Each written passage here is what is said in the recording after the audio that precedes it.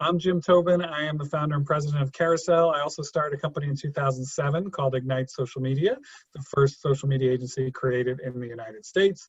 Erin Ledbetter is with me today. She's senior vice president at Carusele. She's also worked at Ignite Social Media. She has more than a decade of experience in social media marketing, influencer marketing, community management, lots and lots of good stuff. She's worked with some of the largest brands in the world. So it doesn't mean we can answer all your questions, but it means we have a decent chance at trying. We've done lots and lots of influencer marketing programs. I think the first ones I remember on the Ignite days back around 2009 or so were from Microsoft and Intel. And now with Carusele, we've completed 200 some programs. We've won about 40 industry awards over the last 5 years of Carusele. And as you can see, we've worked with a lot of name brand retailers, CPG, foods, services, different charitable organizations, those sorts of things.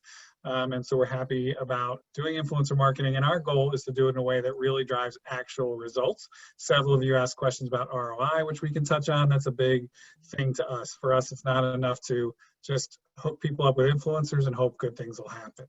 So the top 5 questions we get asked a lot is, do influencers actually influence anyone? Does an influencer really have to use that pesky hashtag ad? Isn't bigger better? Should I just, get the Kardashians if my budget can afford it? Can I use influencers for B2B marketing? And how do I protect my brand when working with influencers? All good questions, and we got lots and lots more submitted on your registration form. So thank you. With that, we're going to get started. Erin, can you take the odd questions, and I will jump in on the even questions, because I only get 2 that way. Will do. So I will start with, do influencers actually influence anyone? And as a marketer, honestly, I feel like I'm kind of jaded when I see anything marketing because I know the secrets and I understand what we're trying to do. I totally get how, as marketers, we all want to know the answer to this question, in part because we've got to spend our budgets smartly, but also because for a lot of us, when we see this kind of content, or for me personally, any ad in general, there's always a little bit of an eye roll for me, or there's the question of, is that actually going to influence me? I'm not going to let it because I know the secrets. But the reality is, I have made purchases based on influencer content that I follow, despite my best efforts not to let it get me. And really, for the general consumer who is not a jaded marketer like many of we are, it actually does. Influencer content has been proven to really influence people's purchase decisions. This is some interesting data, I think, around how media consumption has really changed. So this data is a little bit old, actually. It's from 2019, but in 2019, based on user consumption data, it was almost 20% of all media that was being consumed. And this is across platforms, not just in social, not just in digital, but across platforms. 19% of all the media that was being consumed by the general consumer was produced by influencers. So it was content created by influencers. So, and this has really probably just grown at this point. And so people are spending a lot of time with influencer content. You could say, how could it not if they're spending so much time, right? But then we're marketers and we see this content and we have to ask ourselves, yeah, okay, but they know it's an ad. Is it actually driving a purchase? Well, we also see that influencers or YouTube influencers, we see consumer data saying that people trust them more than celebrities. So if you've got to think about, am I going to put my money into a TV ad featuring a celebrity, or am I going to go put some money into a YouTube influencer to create content? What we find is that the general consumer feels a stronger attachment to those YouTube personalities than they do to a celebrity. And so they are more likely to trust what they have to say. And they're also more likely to be engaged with these influencers over general celebrities. So if you think about the history of, people, celebrities and people who aren't you and me, talking about brands and how they've impacted purchase behavior over time, what we find is that digital influencers are tending to do that even more these days.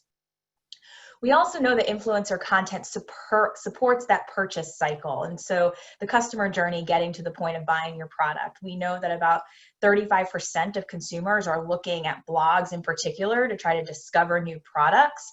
We know that they have self-reported purchasing products after discovering it from an influencer.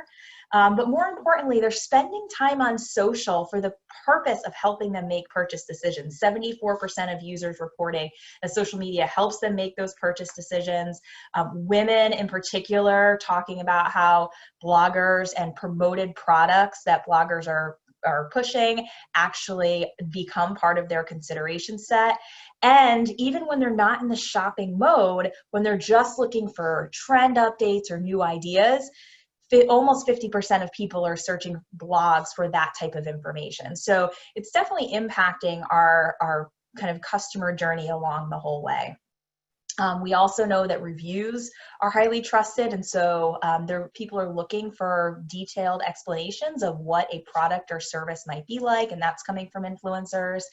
We'll talk about a little bit later today about, do we need these really big influencers, or can I work with smaller micro or nano influencers? And there's data, and it's been pretty consistent over the years, saying that consumers trust recommendations from other people, even if they don't know those people. But it is definitely better if that person is relatable, if they feel like they could be friends with this person, even if they aren't in real life.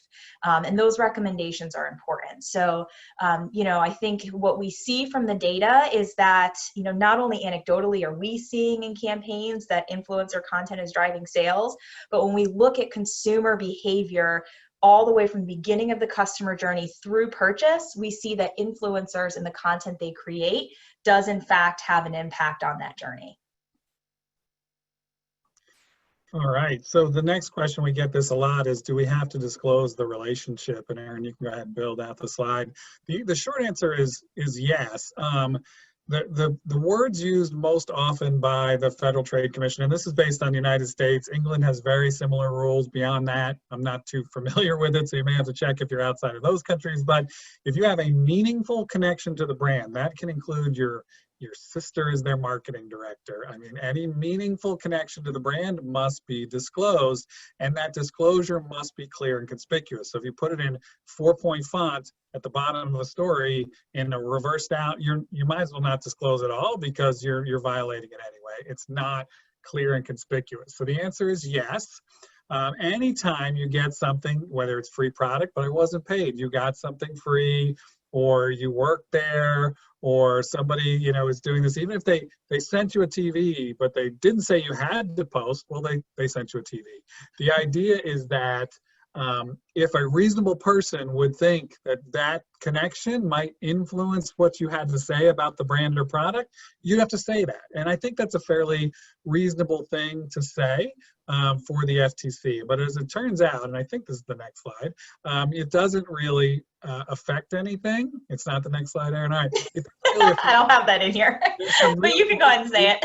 From Harvard Business Review that shows that intent to purchase does not change with disclosure. That it did change a bit in 2017 when they measured it. It was slightly less likely to buy with disclosure, but it evened out by 2019. And in some cases, people think, well, actually, if the brand trusts this person enough to look at their product, they may actually have more credibility than someone who the brand's never even heard of. So it really doesn't hurt. My personal theory is that it hurts bad content, but it doesn't hurt good content or great content. So one of the challenges for you as you do influencer marketing is to figure out which pieces of your content are good and which ones are not, and treat them differently. So another question we get all the time is, I need bigger influencers, right? Bigger is better, right? And that's not actually the case. So we've shown you guys here, a lot of you work with different influencer agencies or different influencer marketplaces, and you'll see everyone's got their numbers a little bit different. But really, at the end of the day, if you look at the different categories of influencers, they fit into these 6 buckets. You've got your everyday Janes and Joes, as we call them. This is you and me. These are people with less than 5,000 in reach. Your nanos. So these are people that have their followers are outside their general friend group, but they don't have a significant online following that they've built up. If you just said their name, even in people who are interested in that category, people probably wouldn't know who they are. You get into the micro category, and now you start getting into a group of people who have a big enough base of following that they have some name recognition. Macros, even bigger, a lot more name recognition. Social celebs, most people are going to know, regardless of whether they follow that category or not, most people are going to know these influencers, at least by name, even if they know nothing about them. And then celebrities, we all know who celebrities are, but these are the celebrities with really large followings, well-known, probably global name recognition.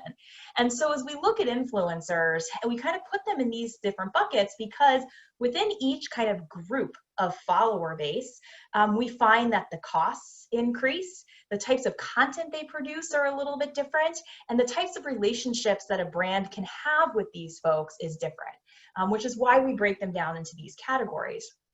And then we start to ask ourselves, well, which category should we be working with? We want influencers with more following, right? Well, this goes back to a point I had made a little while ago about, how the consumer wants to engage and who the consumer trusts. And what we find, this is Edelman's Trust Barometer. They redo it every year, and honestly, it doesn't change too much. But what we find is that a person like yourself is far more likely to be trusted, even if it's someone you don't know, than a celebrity. And so there's this balance in influencer marketing with finding someone who has enough reach and therefore enough credibility and ability to get in front of the most people possible for your brand, while then still being credible as a representative of your brand, as someone who I, on a general consumer level, can relate to, and someone who I believe actually uses your product. If you think of Kim Kardashian as kind of the ultimate celebrity influencer, but if I see her using a $5 bottle of dry shampoo from Walmart, let's be honest, that's not what she's actually using. I know she's got hairstylists coming in, and I don't know what they're doing, but she's not using the same chia seed dry shampoo that I use. So, I wouldn't trust that as a consumer, and it's important that we have that authenticity. And so here's kind of how we think about it. As you go up in follower count, the cost for the influencer is going to increase. But it's not just about the cost per. We also look at the content quality and the authenticity. The content quality does increase a little bit actually when we get up to celebs and they're creating their own content and they're not spending a lot of time on it. We can see that dip down a little bit. But generally speaking, the reason they have more followers is because they're great content producers and more people want to spend time with what they're producing. So content quality goes up too, but we see that authenticity drop. And so it's this group in the middle, the micros and the macros, where time after time after time, we really see the most efficiency and the best ROI on influencer campaigns. And we call this the power middle. And the reason for that being is because when you go to hire an influencer, you got to think about what you're paying for. You're not just paying, while an influencer expects to be paid for their, generally speaking, on their reach, you're also paying for them to produce content. You're paying for that placement, which is relative to the reach that they have, but then you're also paying for their persona. And as you get up into that celebrity status, even if their reach isn't as large, you're still paying for that celebrity persona. They're going to have an agent involved. They're going to be known outside of the social sphere. And as a result, that persona tax, so to speak, can get quite costly. So as you're thinking about the types of influencers and the categories of influencers you might want to use, it's important to think about what you're going to be paying for and what it's worth, what it's worth in terms of the broader objectives for your campaign. All right. What about B2B marketing, influencer marketing? Now, this is really different. And some of our earlier influencer marketing would be considered B2B. Intel was with high-end photographers to introduce the Core i7 chip, for example. That was more professionally focused. But it's also challenging on a number of levels. Their day job matters quite a bit.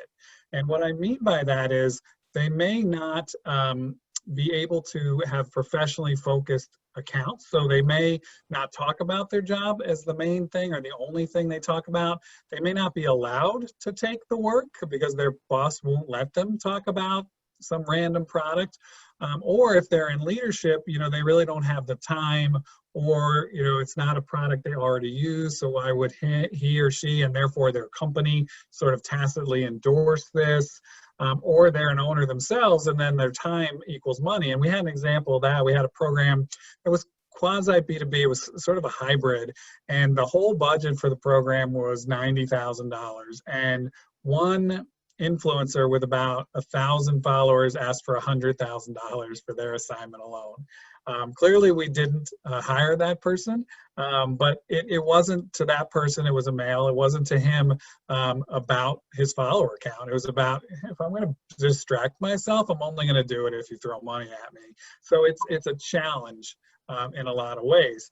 And there may be times when they just can't do it for other reasons. So a doctor, a real doctor, may not be able to promote medicine. Financial planners, there's so little they can actually talk about, because heaven forbid they give anyone advice online, they're going to get their hands smacked. I like this beauty product, but I make my own beauty products, so I can't really talk about it. So, when we do something for, a brand like Revlon, there are literally tens of thousands of beauty influencers ready and willing to take that. But if you wanted to do the same thing with chemists who know the chemical makeup of the lipstick or whatever, your pool narrows, and then they have all these sort of restrictions on it. So it's typically about a lot fewer people doing longer term assignments, because they're going to be hard to find, and it's not really the beauty of their content or the moving nature of their content, but the authority they bring in talking about it. So it's a very different sort of space.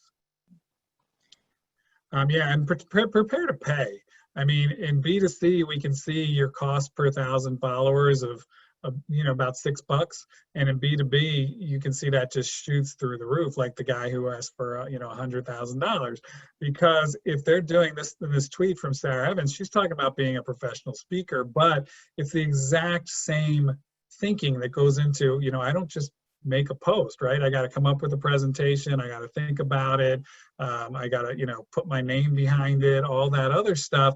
I've got to factor those things in. And if I'm going to deal with the hassle, and this isn't my main source of money, I'm at least going to get paid for it. So it can be pretty expensive. And that's why these longer term relationships can amortize that cost over a longer period of time and make it more palatable for both sides. And so then the last most popular question that we get, and this did come through in varying ways in a lot of the questions that you asked, so we might touch on some of these in a little more detail in a minute, but how do I protect my brand? So that is something that a lot of brands fear as you're getting into this relationship with someone who's out there representing your brand. And number one is setting clear expectations. You are going to prevent the influencer from representing you in a way that you don't want to be represented. So that clear expectation is there, but you're also going to make sure that you get what you need to get out of the relationship. So having those clear expectations, putting them in writing, having bullets and checklists are really important, because it gives them clear expectations and things to follow. And I always say formatting is your friend, and we'll talk about why in a second. You do need to have a binding contract. That is going to be important, and that is to protect your brand. So this binding contract should not just be, okay, I'm going to pay you $1,000 to go put a post on Instagram. It needs to lay out the clear expectations from the assignment. Bullet point one here. What are the delivery dates? What behavior is expected from the influencer while you are partnering with them? That is one of the most commonly missed things that I see in an influencer contract that brands are putting together. That they're just saying, okay, influencer, we expect you to follow FTC guidelines, and we expect you to write X, Y, and Z and post by this date. But they don't say anything about the things the influencer can't do, like no running scam contests while you're working with us, no buying followers, no having bad behavior at a restaurant and going posting drunk or Instagram stories while you're there. I mean, this stuff really happens, and that person is actively representing your brand. You need to make sure you're protected. That being said, though, the other big mistake that I see brands make, and very costly mistake, is when legal teams get involved in writing these contracts, which of course they should. However, the legal team is always going to take the brand side. We very rarely see a contract that's written first pass by a brand side legal team that isn't overly in favor of the brand themselves. And so it's really important that you understand that this creator doesn't need you. And your legal team, as much as they don't want to hear that, that's the truth. And so we've seen creators walk away from relationships, or more often than not, simply just charge a lot more than they're worth because they feel like the contract is one-sided. And so it's really important to be fair to the creator and respect the creator and their expertise, just like you want them to respect what your brand is hoping to get out of them. It really needs to be a true partnership. And so while this binding contract is important, it's important too that it really is kind of a two-way street. And then finally, you do need to monitor for compliance. The reason for the bullet points is because people just don't read. Influencers in particular, and this is not to bash them, but the reality is they're working on their phones, they're working on mobile. And when you send them an 8-page long document that has all of your expectations written out and brand guidelines and FTC guidelines and all these things that you're expecting them to do, and then they've done it, but now they have to go post, and they're posting to Instagram, and they're doing it from their phone, and they're not going back to read this kind of 8-page document that they sent them, or 7 different emails you sent them along the way. And so mistakes do happen, regardless of how many times they've agreed to whatever you want them to agree with. And so monitoring is really important. Usually we typically don't ever have an issue if an influencer does miss something that they agreed to do, or they posted a wrong version or whatever. Get in touch with them and they can change it really quickly, but recognize that you need to be watching what they post very closely when they're posting it, because it's not uncommon, unfortunately, for influencers to make mistakes when they go to post, given all of the back and forth communication that'll happen on the upfront. Go ahead. All right, so with that, it's time for your questions. I've got a list of those that you have asked in advance, and then we're adding into them. I've seen several come in during the conversation, so keep those going. I'm going to lump 2 together to start off because I think they're somewhat related in the answers, at least. One is how to calculate ROI for B2B, and the other is the best way to show ROI when you're not an e-commerce company. And so I think both of those are saying, hey, it's a fairly simple thing to do when you can just track sales, but when we can't track sales, how do you do this? And so one of the pieces of advice that I really like to give to companies like that is to step back from influencer marketing and ask yourself, how are you tracking all your other marketing? How are you tracking the success of Google AdWords, events you're going to, the PR firm you're paying for, TV spots if you're doing them, whatever those are?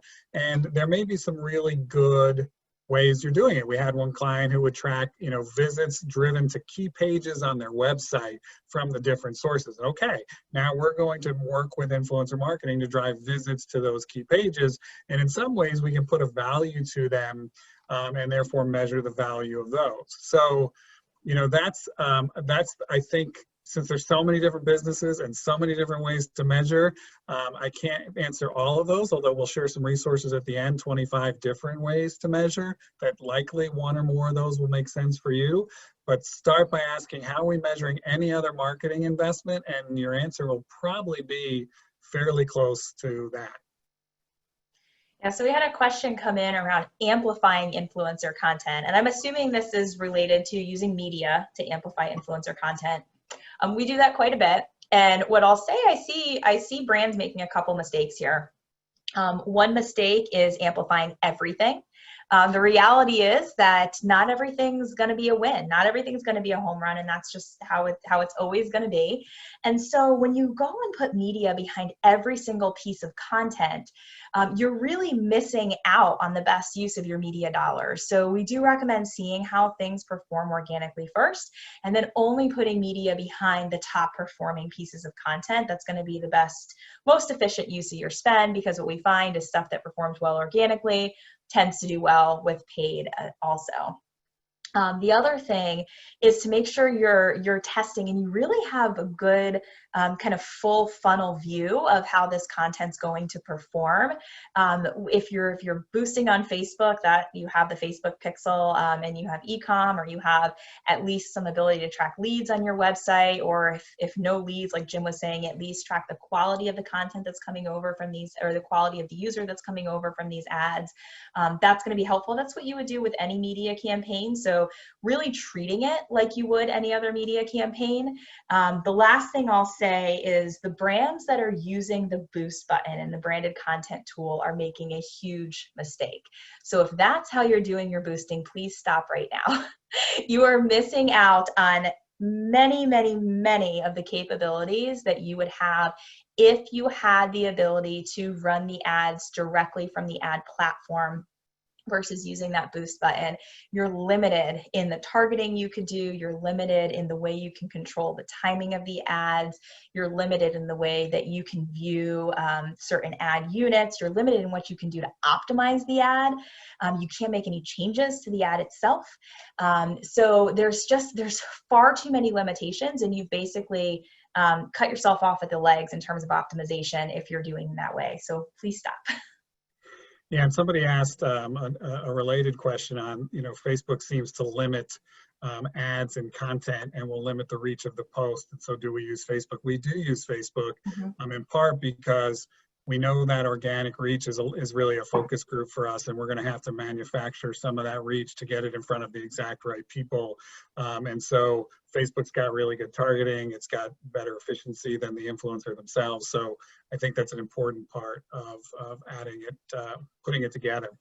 So moving to another sort of different space, how effective are influencers for the restaurant business? And this was asked on one of the forums. And so I had a minute to look up this particular restaurant and see that it's a single restaurant in Los Angeles. And to me, it's a tricky one because of the fact that while you can choose influencers locally, and this really goes to anybody trying to localize or regionalize an influencer campaign, you can pick influencers in your market, but it's highly unlikely that all of their followers will be in the market as well, unless their name is like Chicagonista, shout out to you, and you're in Chicago and you write about everything happening in Chicago. Most of your followers are probably going to be spread around the country. So if they have 20,000 followers and you're in LA, what are they going to have? 600 in LA, maybe, if you're lucky. And so the spread can get really thin really quickly. Now, one thing you can do, though, is to boost that content and geofence it around your restaurant in a 5, 10, 20, 30-mile radius. But then knowing that organic reach is not going to be what's going to be effective for you. It's going to be basically the testimonial of the influencer or influencers put in front of people who are able to buy. Because I'm here in North Carolina, I'm not going to be able to, pop over to this restaurant in Los Angeles, regardless of how delicious the food is. Mm-hmm. So here's a question that actually came in from a few people, but what should I look for in an influencer given much of the changes that have been happening here in 2019? And so I do think that, and this isn't really, I'm sorry, it's 2020. Oh, wow, guys. It's not 2019. I almost forgot. But with everything that's happening in 2020, what do I look for in an influencer? There's some things I should be watching out for with what's happening with COVID, what's happening with politics, what's happening with social injustice. So much happening this year.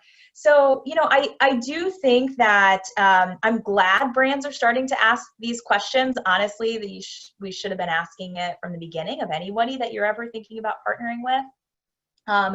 But specifically in some of the hot button issues here in 2020, in terms of COVID and thinking about how your brand fits into someone's lifestyle, you've got to find influencers who are not going to post stuff that comes across as insensitive to people who, might feel one way or another on either end of the extreme in terms of, how COVID is affecting our country, things like wearing masks, anything like that. And unfortunately, there are some influencers out there who, they can do what they want. They've taken a stand one way or another on certain topics.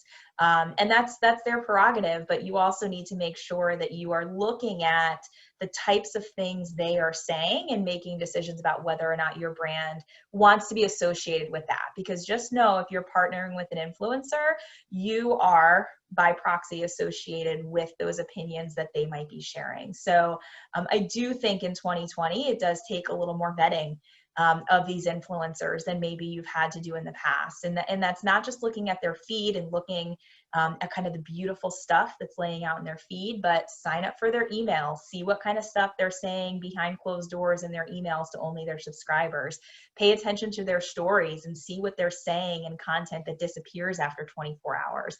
That's where influencers are really letting loose and saying what they think and not holding back outside of these perfectly curated feeds. So all right. I've got a question here that I think is really, really important. Do the influencers need to fit the brand or sell the brand?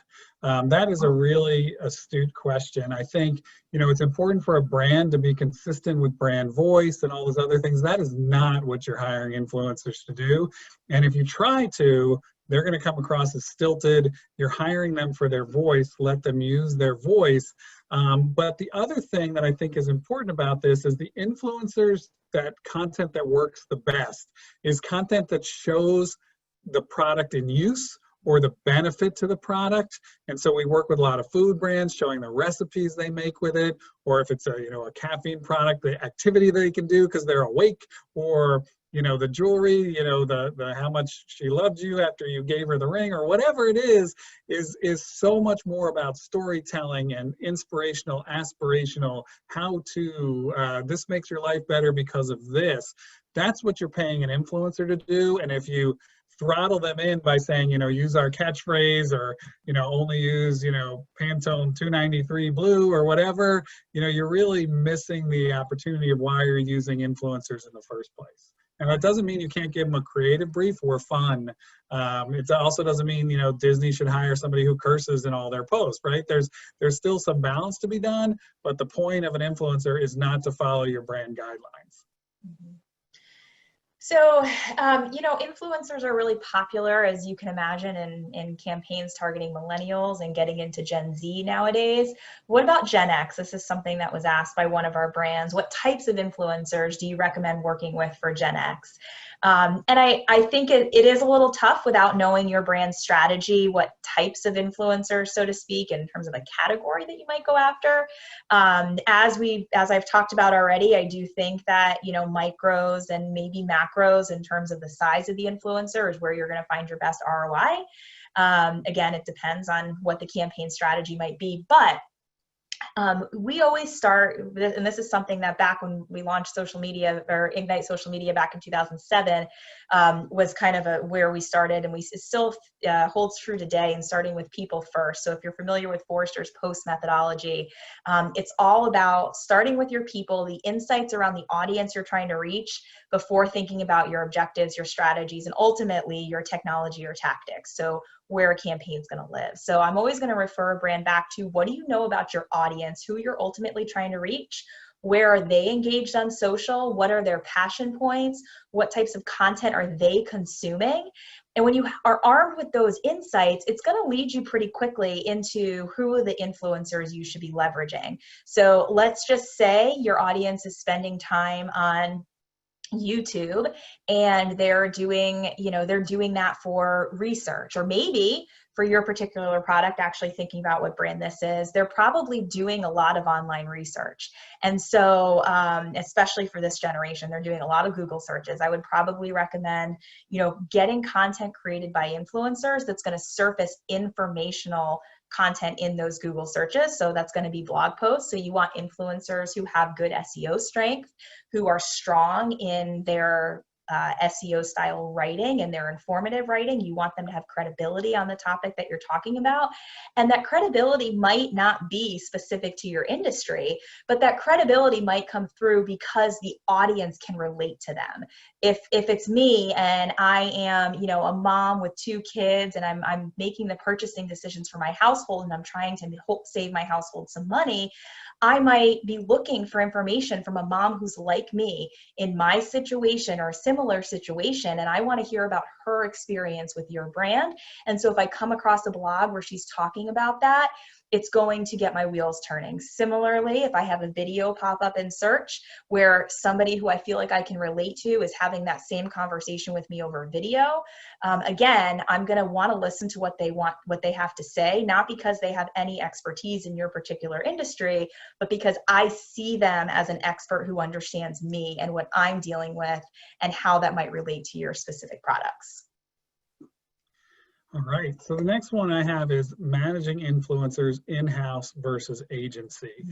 I work for an agency, so clearly you should always hire an agency. Now, there's really trade-offs and there's pros and cons to each. I mean, on the surface, anytime you hire an agency to do any sort of marketing, it will cost more than if you do it in-house, right? If I hire Erin as a company, then I pay for Erin. If I hire Erin through an agency, then I pay for Erin and I pay for the overhead and I pay for the profit of the agency. It's just the way the whole model is. So it will be cheaper to manage in-house. Now, that's the identifiable labor cost. Now, we do have some situations where we've actually seen this. So we're working with a client, we're doing influencer marketing for them, we're hiring a bunch of influencers, and a separate in-house team decides they're going to do an influencer program, and somehow it's different. I still don't really know how it was different, but they went and hired the same exact influencer, and they paid that influencer 4 times what we paid him. This was a male too. About 85% of our influencers are female, but in these 2 stories, they're both males. They paid that influencer 4 times more than we paid them. They were happy when we paid them X, but they were way happier when the brand came back and offered them 4X, right? And now we went back to that person for the next program and they said, no, my rate now with you guys is 4X. So the in-house team had no context of what the market is. I mean, we're running 200 programs. You're running, what, 5? And so you don't see what the pricing is by category. You don't talk to influencers all day like our team does. You don't negotiate with influencers all day. So there may be costs associated with that are hard to see as well. And you're not taking the learnings from other clients and other things. Like we may try TikTok for one client and we can tell you how it did versus you trying it for yourself. Now on the in-house side, you can also build a potentially deeper relationship. You can invite them to your place, you can send them product, you can treat them more like insiders in a much easier, more cost-effective way than having an agency involved in that.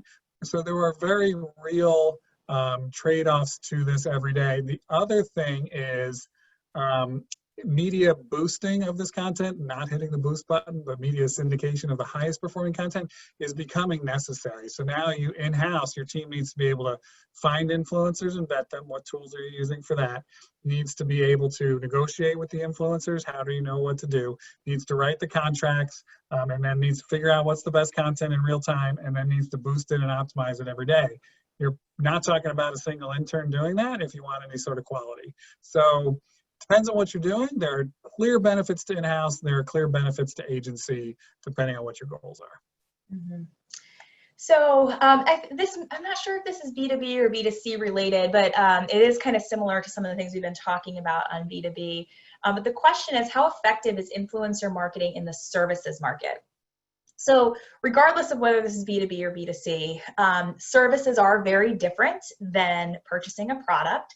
And the way the influencer can talk about your product, because your product is a service, is very different, right? They can't do some gorgeous product lay. They can't do this beautiful lifestyle shot that has your product in it just perfectly in a way that feels very natural and aspirational and just pulls me in. And so the content is different.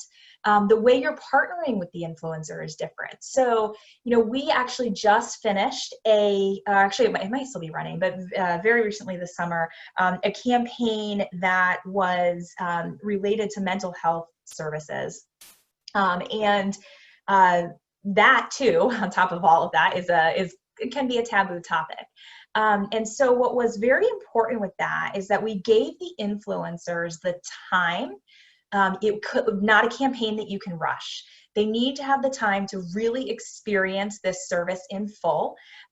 It was very important that we made sure that we partnered with the service provider to be sure that they had a very good experience with the service, because service versus products, there's a lot more opportunity for human error or mistakes or just things not jiving well.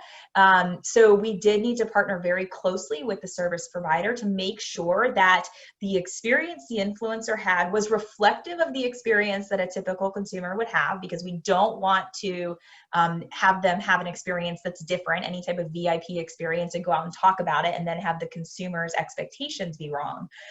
But we needed it to make sure that it went off without a hitch. And so that does take careful planning. And then in terms of the way the influencer produces the content, you've got to make sure that you have influencers that are incredible storytellers.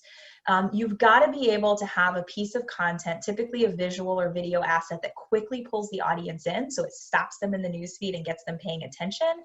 But the influencers have to be able to truly convey the experience of that service that you might provide.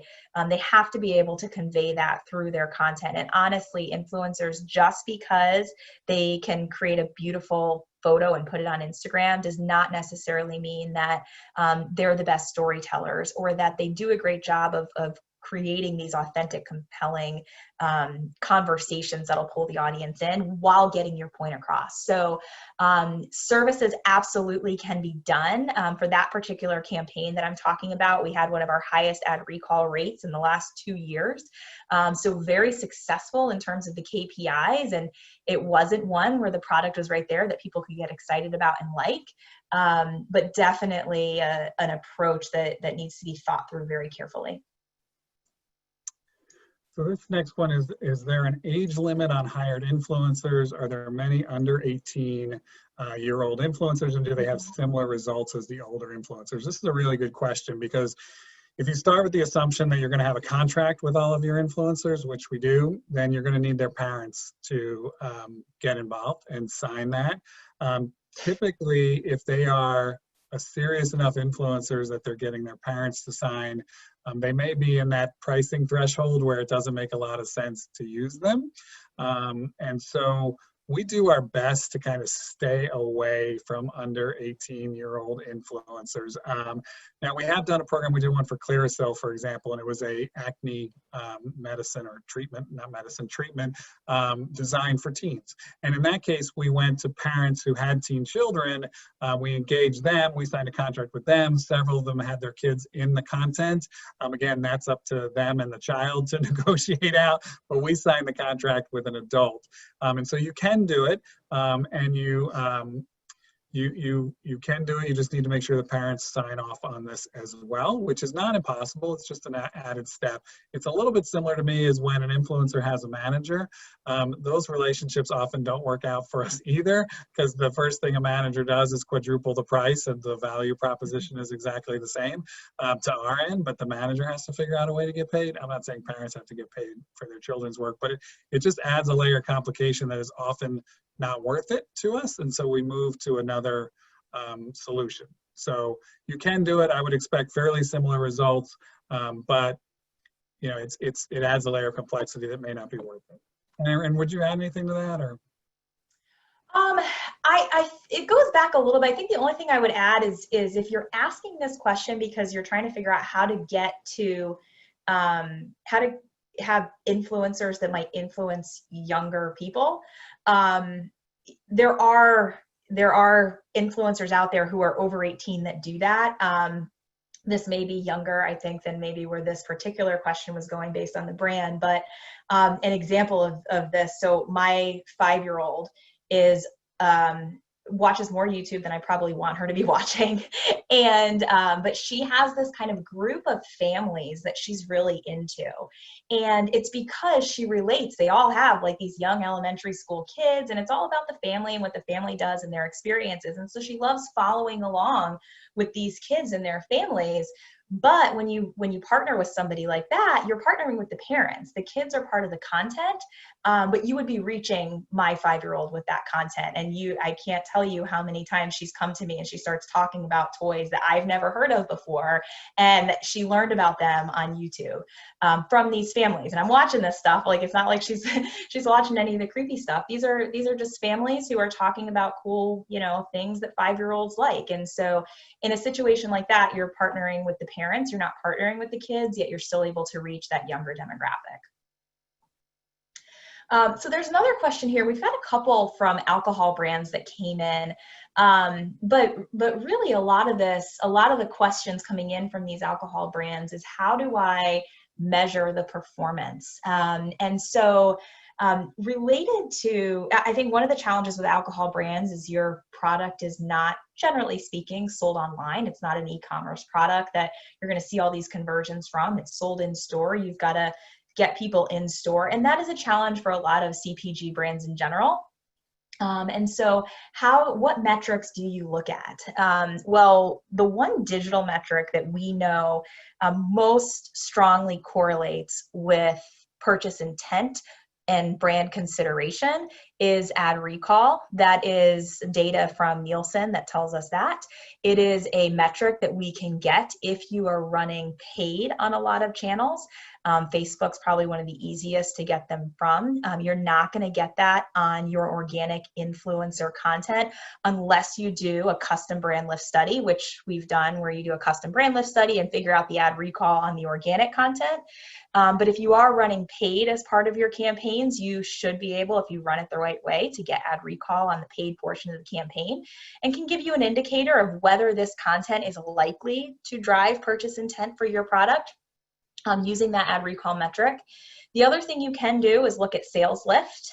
Sales lift is a lot easier to look at if you are able to run it at a scale where you do see that lift, and you're able to get rid of all the other marketing factors and have a benchmark where everything's clean, and the only difference is your influencer campaign. Now, that is a lot easier said than done. I can think of one campaign in about the 200 plus that I've run over the last few years where we had an actual clean benchmark.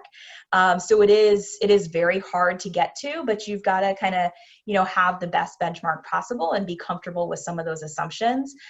One of the things that you could do, and we've seen this successful for alcohol brands in particular, is if you have a new product or product line that's launching, maybe it's a new flavor or something like that, or a specialty bottle that you're launching just in a region, you can have a pretty clean benchmark by comparing sales where you're targeting one region to sales in another region where influencer didn't run. Now, to Jim's point earlier, when you partner with an influencer, it's, even if they are really focused on a particular region, their followers aren't all going to be from that region, so you're going to have some spillover.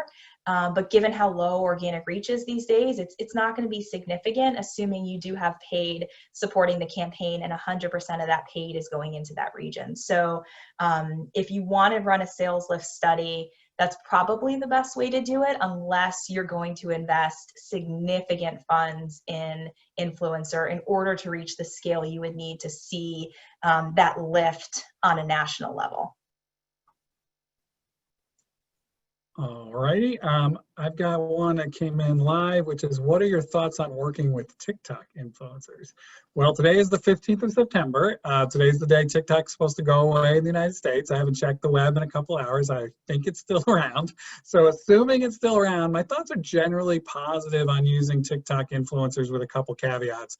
Number one, it is a pretty cost-efficient platform right now. Your cost per view or follow or whatever cost per you want to use is more efficient right now on TikTok than it is on, say, Instagram. I will say that I think, generally speaking, TikTok's view counts are hyperinflated. Every single iteration of the view is another view, and that's a little bit silly when you get billions of views. I mean, that's really kind of crazy considering there's only you know, what, 8 billion people on the planet. So generally speaking, a positive. Having said that, TikTok is designed to skip super easy, right?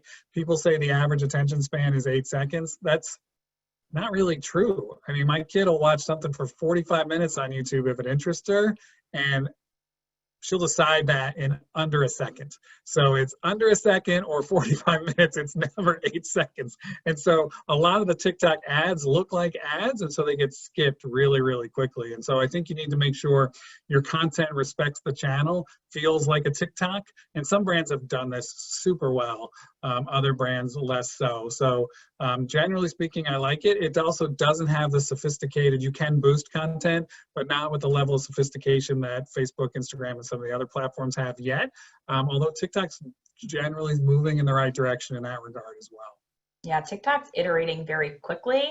And I have been so impressed with even how quickly they set up their influencer marketplace, and how they had thought of everything. You know, when Facebook launched their branded content tool and their creator, database, whatever it was, I mean, like, it's just nothing compared to what TikTok stood up, you know, right off the bat. So I think they're worth watching. I'm going to take 2 questions real quick that came in live. One's a quick, easy answer, and then the other one I will spend some time on. But if you hire an influencer, do you own their post for the future? Nope, you do not. Not unless you write it into the contract as such. And I will tell you, they are going to charge you an arm and a leg if you are trying to do that. So I do not recommend trying to own the copyright of the influencer's content. They are creators.